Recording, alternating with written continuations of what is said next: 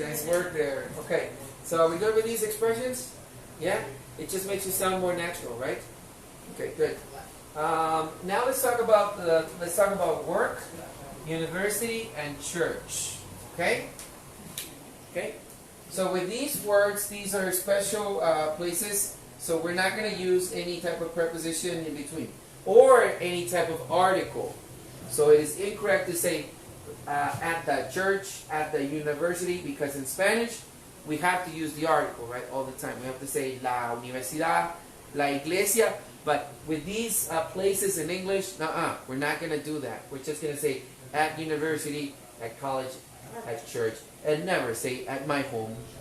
No, at my house. At my house. That works, but not with home. Are we good with that? Or my work, at my work. That's how we say it in Spanish. Mi trabajo.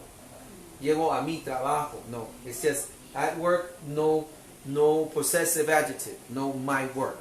Got it? Okay, this is how you say it. This is the flow. This is the flow, the grammar. Okay? Now let's take a look at these, how to use work in these other places. So here, we are going to use a preposition. Did you see it already? We say arrive at work. I get to work. I come to work. And with leave? What? Nothing. No preposition in between. So we're going to say it guys with me. I arrive. At work. I arrive at university. I arrive at church. Good. And all the way over here, you're going to give me the idea of time. You can then again, yes, you can use one of these expressions or just give me the idea. Okay? Ready? Yep. Okay, so let's do work. Work. Yes. Emerson arrives at work at around 8 a.m.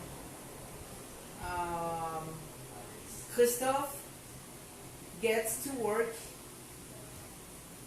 at about 7. Great. And Melissa comes to work at 7 sharp. Nice.